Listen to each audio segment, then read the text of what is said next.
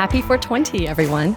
Today on the Taiwan Take, we talk to Zoe Lee, Li Jingqi, Deputy Secretary General of the Green Party in Taiwan, and since 2019, Taiwan's only lawyer who only takes on cannabis-related cases. In 2020, Ms. Lee ran for a seat in the parliament on the platform of legalizing medical marijuana. Marijuana remains a taboo in Taiwan. It is a Class 2 narcotics. That's the same class as meth. Possession over 20 grams can get you 5 years in jail. There is a movement for legalization here in Taiwan, and Ms. Lee is a key person leading this movement.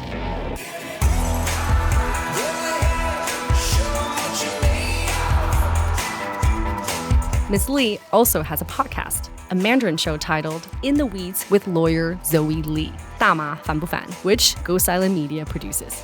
Last month, Ms. Lee was named Best Show Host at the inaugural Podcast Awards here in Taiwan. The global legal marijuana market, by one estimate, is predicted to be at $65 billion by 2027. Cannabis is a global trend, and this is the Taiwan Take. I'm your host today, Emily Waiwu.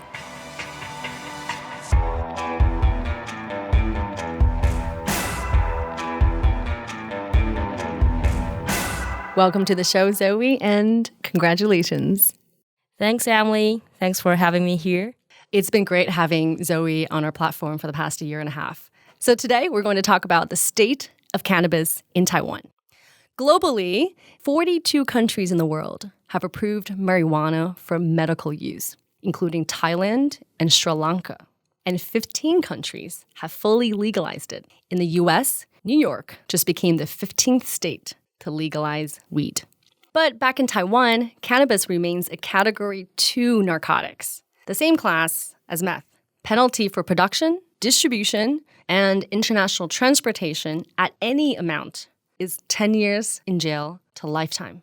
Zoe, in a recent episode of the podcast, you spoke to somebody named Chester, who is serving a 4-year sentence for distributing 22 grams of marijuana.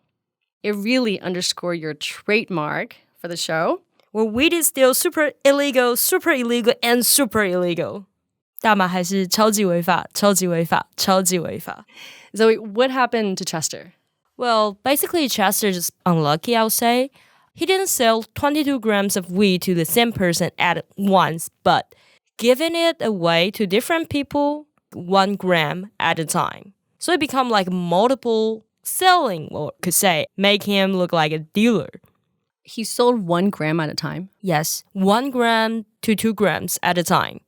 Because no matter how many grams you're selling, it still counts as selling. So under Article 4 of our drug law, you're facing at least 10 years to lifetime. So that's the reason why he was facing like 4 years in the jail. But the truth is, he was helping his friend to get weed. Mm-hmm. His friend asking for help, say, hey, Chester, can you find me some weed? He's like, sure, I'll help you to find some. And he paid his dealer, and his friend pays him. Uh-huh. That's how story happened, or how tragedy happens. Stoners share. We share. Uh-huh. Okay? You have to pass the joint in your hand or your asshole, right? So, excuse my language. So when his friend came to him, asked for help, he said, okay, I'll help you to find some. Somehow, Chester cannot prove he didn't get any profit in this whole transaction. You must earn some money. So this is stealing. So you're going to jail. That's, I would say, 90% of the so-called dealer in the jail. What happened on them? 90% of the so-called dealers who are thrown in jail in Taiwan, you're saying are small time helping out a friend. I would say that, but I don't have exact number. But how many cases do you go through each year on average? Or maybe each month? Each month, at least 10 to 15 cases every month. So how did Chester get caught? One of his friend of the friend was taking plane from Taipei to Jinmen, an island outside of Taiwan. He had like 1 gram or 2 grams of weed in his pocket. Okay, so then they catch a guy at the airport, finds 2 grams on the guy, and then finds that he got this from Chester, who then they authority followed Chester while on his phone. He has a sports bar, and the authority even said Chester using his sports bar as a cover for his drug dealing business, which is not true. So that's the other reason why he got detained for 9 months. 9 months. They detained him for 9 months before he found guilty.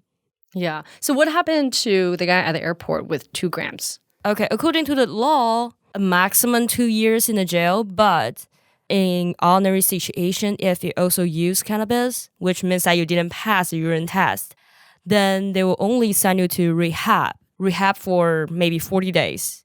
That's a worst case scenario. Or put you in special therapy in probation's office, do urine tests every month for 2 years, and you're fine. You won't have any criminal record.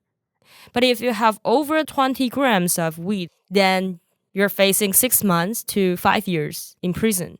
But normally, the court just give you like 3 months, and you can pay fine. So if you don't have like a kilo, then you're fine. And now it gets harsher if you're caught with manufacturing, transporting, or selling at any amount, gets you 10 years in jail to lifetime.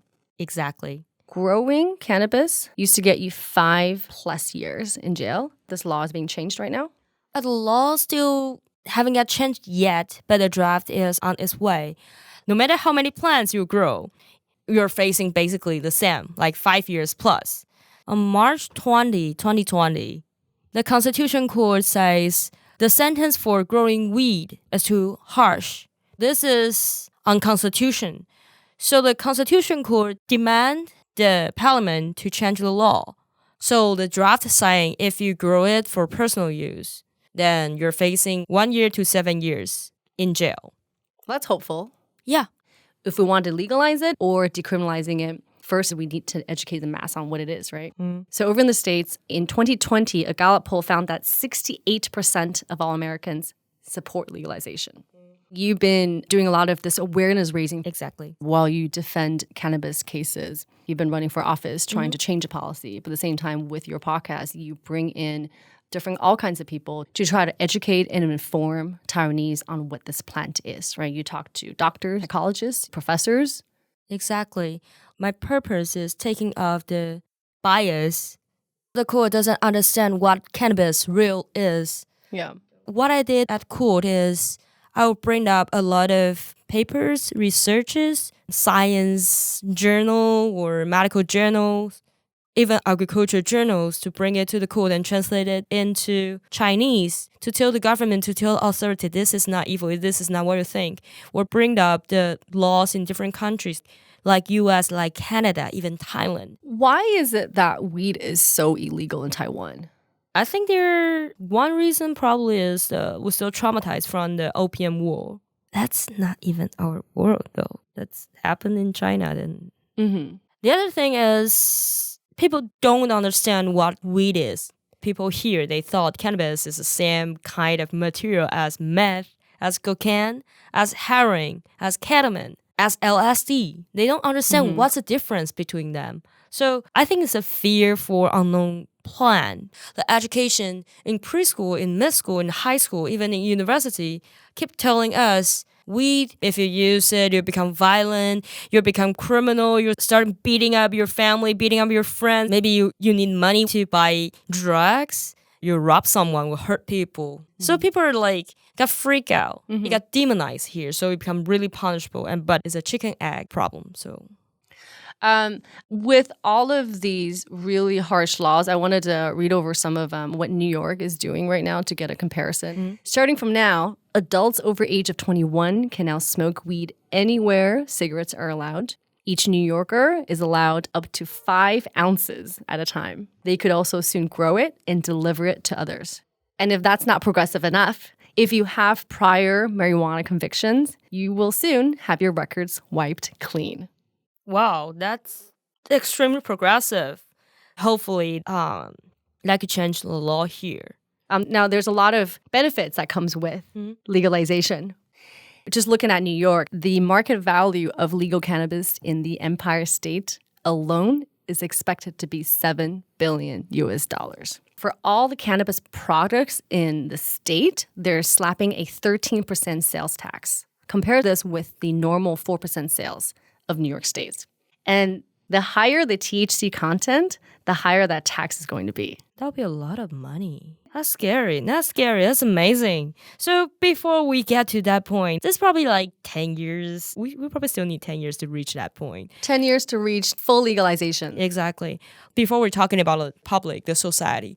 But the scary part is the authority, the court, the prosecutor, they don't understand what weed is at all. For example, they believe like people smoke cannabis leaves instead of flower. Like this is like... Do the cops recognize the smell? They claim they did, but I don't know. I believe some cops could recognize it because it has very special smells. But most of the time, they just randomly grab a poor guy and says, you smell like weed. Did you just smoke? Let me see your pocket. So before we started educate the society, the other important part is convince the authority, convince the government, convince the justice system weed is not evil or is not harmful. I think for a lot of people, 10 years sounds like a really long time if you're coming from a country that's already legal. Is 10 years of legalization movement, is that a long time actually? It took California 22 years from legalized medical use cannabis to adult use cannabis. 22 years for California to go from medical legalization to full legalization for recreational use? Actually, we stopped using recreational use this term. The reason why they use cannabis, there are multiple reasons. Back pain or like they had a bad day. It's not really like just use it for fun. But if you use the term recreational, it seems like, oh, they're just irresponsible people use it for fun. We stop using that term. We say adult use. You won't say recreational alcohol, recreational tobacco. Why you say recreational marijuana, right? Got it. Okay. So for adult use. Okay. So right now, 42 countries in the world have approved for medical. Yes. And 15 countries have fully legalized it for adult use. Exactly. So you say 10 years is like too long. I won't say that. It's because California, it took them 22 years from medical use to adult use. So if we say we from super illegal to full legalization only takes us 10 years, then that's miracle, right? What is the 10-year roadmap? I think start with CBD. Full legalized CBD, make it like openly produce it, selling it, buying it. Like Japan, you can easily buy it in like cosmetics or something.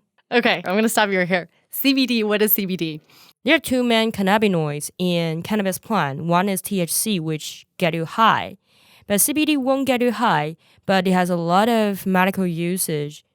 So people like to put it in cosmetics or make it like gummies, like it helps you for relax and sleeping. So it's very popular supplement because it is not illegal in the world because it won't get you high. But in Taiwan, you cannot sell it. So for markets that produce and export CBD, you take the cannabis plant and you extract the CBD only. Yes, and under Farm Bill in U.S., they have a kind of cannabis called industrial hemp, which has very low THC, lower than 0.3% of THC and really high CBD in the plant. You could define it as hemp. Then it's just an agricultural product, so you can sell it in supermarket. And that's also the FDA-approved amount of THC. 0.3% of THC is allowed in the US FDA-approved CBD products. This also is the same amount for China. So for the cannabis industry, the estimate for the CBD market globally is 23.7 billion, right? So where's Taiwan at with CBD? It's not illegal, but you are not allowed to sell it. You're not allowed to sell it. So people have been buying them online. As long as the THC is lower than 10 ppm, which is 0.001%. 0.001%. Yes, compared to like 0.3% is 300 times difference. So you can buy this for personal use right now. I can go to Amazon and I can find CBD. Yep. And I can ship it to myself in Taiwan. Yes, for personal use. So is it illegal to produce it? It's illegal to produce it because it's defined as medicine. You have to be a manufacturer of medicine to do that. And those companies, it's only one company or two thinks this is profitable, or they're focusing on other medicines and make them big profit. They don't want to try like this kind of new market. So if you want to produce any kind of medicine, you need license. But here in Taiwan, no one has this kind of license. But actually, there's big companies are trying to get TFDA approval for manufacturing CBD products. It's in the process right now. It's in process. So there are manufacturing companies applying for the license. Yes. Pending Taiwan FDA approval. Yes. Does the law need to change? Nope. So what is stopping anybody from approving? Because the criteria of applying for this kind of license is really strict. If you can make it in Taiwan, can you then export it? Actually, theoretically, we could grow hemp for making CBD, but technically, it's super easy to get like arrested because you're growing cannabis. Hemp and cannabis, they basically look the same. Because the law is so vague that companies here don't want to take the risk. Companies in Taiwan trying to make CBD as synthetics. Why? So they don't have to grow cannabis plant here or hemp plant here to avoid that gray area. I see. Because growing is still illegal, it's impossible for CBD industry to take off here because then they need to use synthetic CBD. Exactly. And is synthetic CBD value less in the global market? And they probably value the same, but the cost is higher, I would say. And a lot of people believe plant-based CBD because it has terpenes, has other cannabinoids, so it's more useful. Synthetics isolate CBD, but plant-based CBD is full-spectrum CBD. You could have more helpful effects on you. So working backwards from full legalization, there's medical legalization, and then there's kicking off the CBD industries for people to get familiarized with the plant. So 10 years, we're looking at 10 years. Are you committed to the 10 years of... Well, yes, people are very used to like hemp seed product, like the Body Shop, like Kiehl's, cream, face masks. So it's like a magical plant. Start with hemp seed, then CBD. Then people found it really helpful for old people, for conservative people. So people are more and more used to weed products. Then, okay, maybe try full spectrum CBD. Maybe try add a little bit THC. The amount is so little that won't make you high. And we need the authority, the TFDA, to have like a new rules to make it easier for those business because that makes huge amount of money. Think about China in Yunnan and Heilongjiang. They are growing acres of industrial hemp and make them shitloads of money. And besides that, facilities like farms or like some equipments like LED light dryers, harvesting like trimming machines, those industries are booming. So it's not just hemp or CBD market. So by your estimate, this 10-year roadmap you just laid out, are we on the right track? Yes, I think we're on the right track and on the right pace. Think about that. Like, we started this movement like 2 years ago. Since 2019, there was the first cannabis festival in Taiwan without cannabis. Yes, someone dressed like cannabis, but there's no real weed. No one really know what CBD is. Then now we know a company like a huge company trying to make CBD, and that company is applying for approval to manufacture CBD product. That's a huge progress. And next step will be people used to CBD product. Then start with like medical use. Now, like actually, technically, Taiwan is a legalized medical use cannabis country. We allowed 4 kind of medicine with cannabis, with CBD in there, only for a kind of rare disease. Okay. And then probably only less than 100 people are qualified to apply that kind of medicine.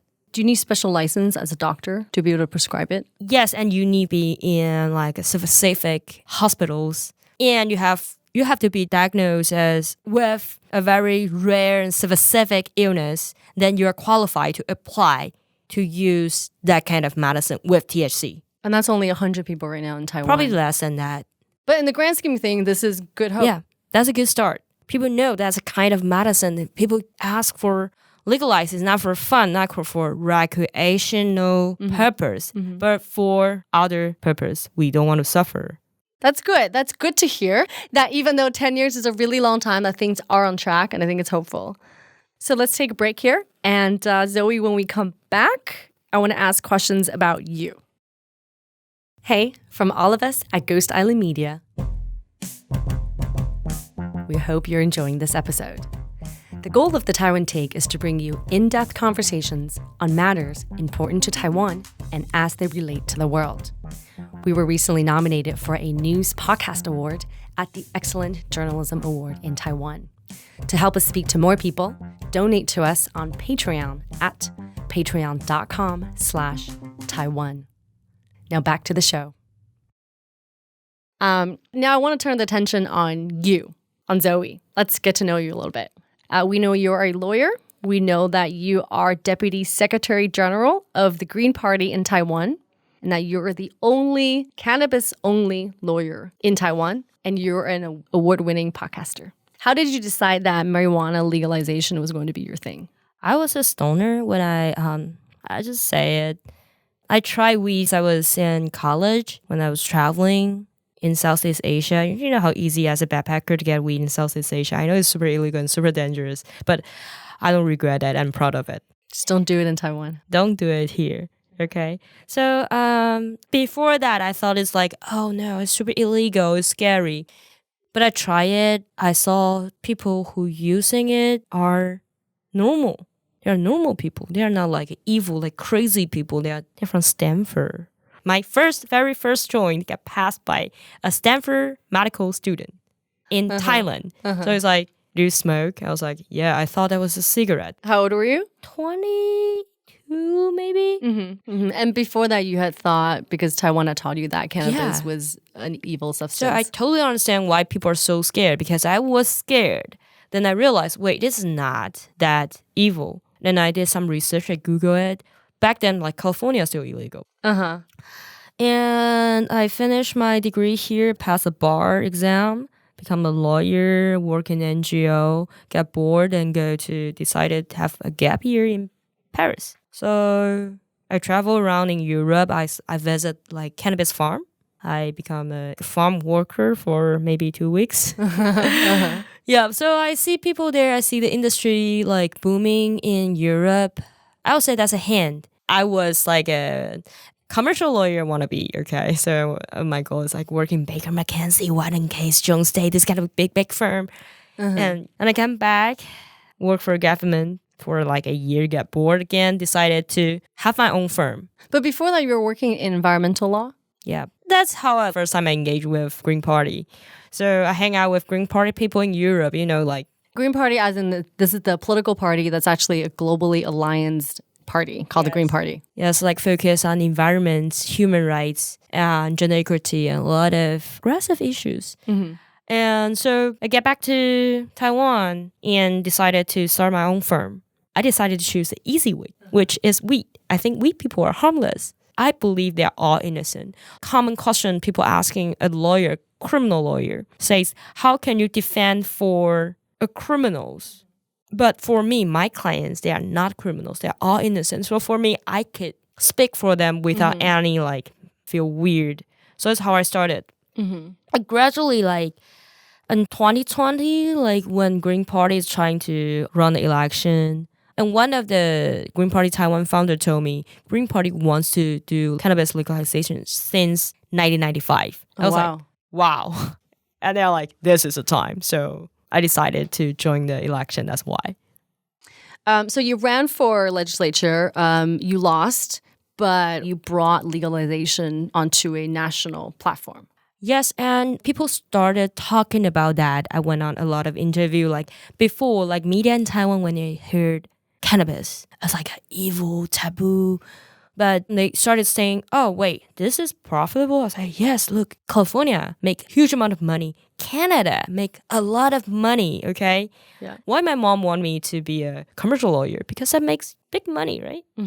Same idea. So that's how I convince like a society, hey, this is not evil, this is harmless. We should start with hemp, won't get you high. but still make you big money. Look at China. You know, like Taiwan, there are two groups of people, one pro-China, one hate China, right? So when you're talking to people pro-China, just tell them, oh, look, China is growing a lot of weed and they make big money. Yes, let me show you, and show them pictures in Yunnan and like a government-owned business growing hemp. Show them Heilongjiang if they're from north. Wow, as a green industry, as eco-friendly and green. And what do you say to pro-Taiwan? Pro-Taiwan, just show them America, right? It's easy. So you found a bipartisan issue. Yeah. So initially you said you wanted to get into law because you wanted to do corporate law. But your track record in law, it's been environmental law. There was some human rights involved. And then there's the legalization movement. How much of yourself do you see as an activist? I won't say I'm an activist. I'm just doing what I want to do. Like I think in the end of the day, cannabis, my role become commercial lawyer again for cannabis business. That's the plan after 10 years, after it got full legalization. Yes, if we like legalize in Taiwan, even just industrial hemp, that could change the whole industry here because it's so profitable and it's less harmful than other like a fossil industry. This hemp or cannabis will be the solution. Like we are struggling from like protecting environment and making the economy like keep going up, right? Making more GDP. Can we find a balance or can we find a solution? I believe cannabis will be the solution. When I was working for environmental NGO, that's a heartbreaking experience when you see like countryside. I would highly suggest like our audience to go, if you're in Taiwan, go to those counties you've never been. Yunlin, Jiayi, or like Nantou, those. You don't go to those small village, small fish village, or small like village on the shore or where the industrial like area is. Try to go there and see how people are struggling there. Then you'll understand why. Like I'm pushing this. Would you say that the environmental movement is the predecessors to cannabis movement in Taiwan? This is your personal journey. Given that this is such a new movement, you said that just 2 years ago, there was the first cannabis march in Taiwan. Who's been guiding you? Who do you look up to? Who's been your mentor? I think it all started with a hip-hop artist. His name is YB. It's the first cannabis cases I ever really officially like read into, like study into his cases. He got introduced by my mentor, Mr. Robin Winkler, which is a lawyer as well. And he's also like environmentalist in Taiwan. He's the founder of Wild at Heart. Wild at Heart.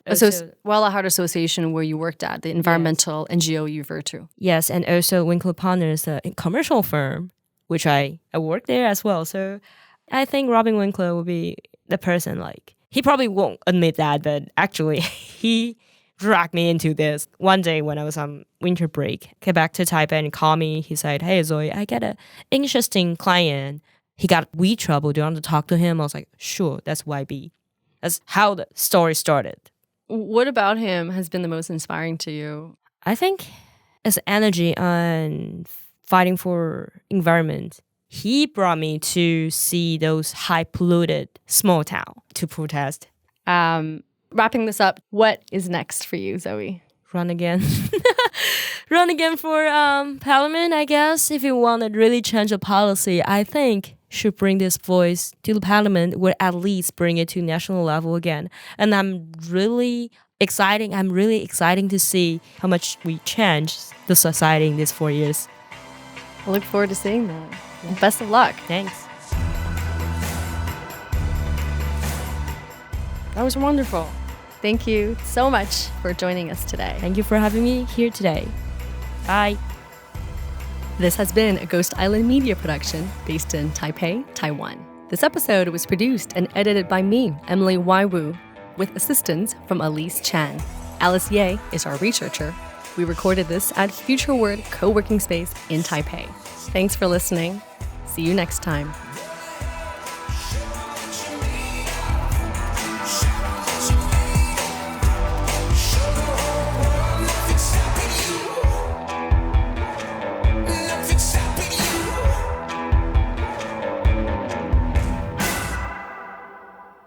Happy 420. Don't smoke weed here. Don't buy it. Don't bring it from abroad. And don't order online.